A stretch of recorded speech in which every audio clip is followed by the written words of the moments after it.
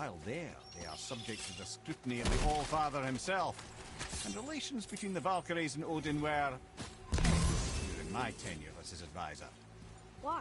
Well, that's an even longer story, lad. For now, why don't we look around for some clues?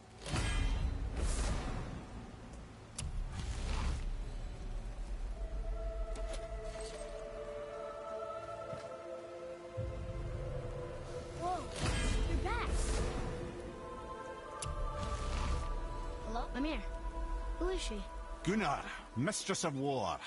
After any conflict, big or small, she would be first on the scene, sussing out the worthy spirits for a free trip to Valhalla. A gruesome task, but she took great pride in it. Any conflict? Impossible. It's true. She had help from her sisters, of course, but Gunnar was always first to arrive. Her judgment of the fallen was unparalleled, and an invaluable resource to Odin. She was one of his favourites.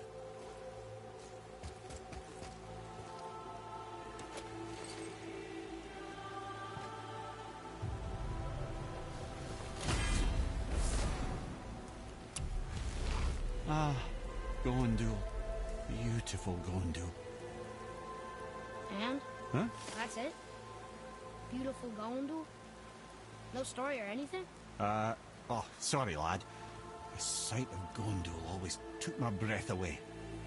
Gondul had a silver tongue, a sharp wit, and struck a figure so stunning it literally drove men insane. Odin forbid her from setting foot in Midgard after a time, as insanity is not a welcome trait in Valhalla.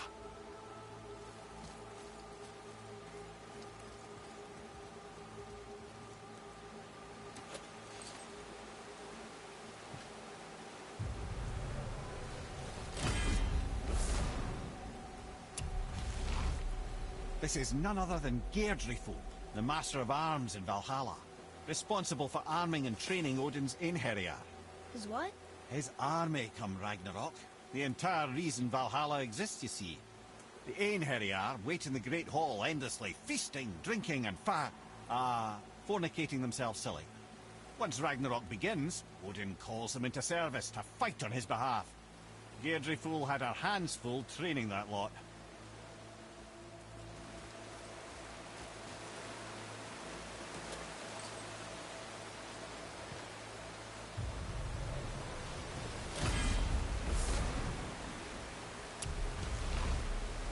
This, my friends, is Kara.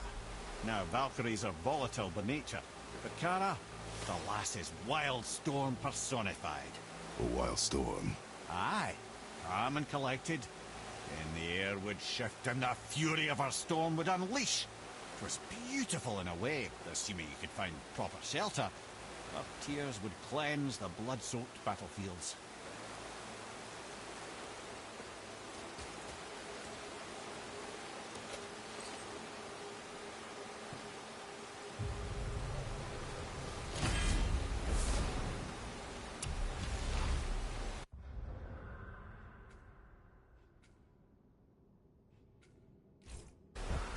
This is Rota, accuser of the slain. I thought all the Valkyrie did that. Not exactly, lad. Although that is what they're most famous for, and by far their greatest responsibility. You've seen what happens to the dead without the judgment of the Valkyries. Hellwalkers. That's right. Rota, Gunnar, Skuld. Without them to clean up the aftermath of battle, hell overflows with souls meant for Valhalla. A sorry state of affairs. Rota must be beside herself.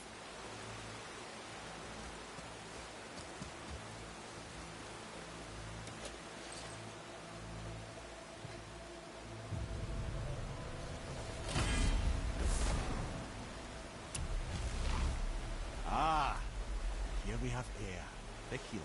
A Valkyrie healer? Strange. Eir was strange, as a matter of fact. Very quiet, very calm. Where her sisters were violent rapids, Eir was a gentle stream. She healed the wounds of both mortals and gods, and even a certain all-knowing sage who once drank too much and fell off a mountain. Not my proudest moment.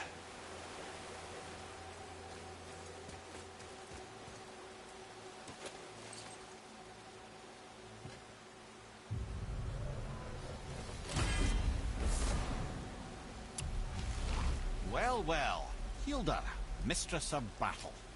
She and Odin got on quite well, actually. Her and the other Valkyries, not so much. She would spend most of her time here in Midgard observing discord between the living, and sewing some up herself from time to time. She lived for conflict. Some say she was conflict personified. I wonder what will become of her now that she's free.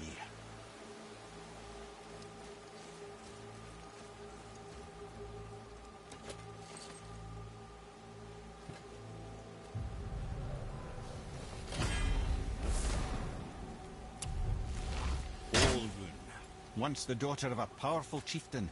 She fell defending him during a Reaver attack. Olrun was escorted to Valhalla, where she chose to devote her afterlife to the pursuit of knowledge above all else. Quite unusual behavior amongst the constant drinking and feasting of her fellow Valhallian denizens. How'd she end up a Valkyrie? Odin. He saw a kindred spirit in Olrun's single-minded pursuit of knowledge. He appointed her as the Valkyrie's resident historian.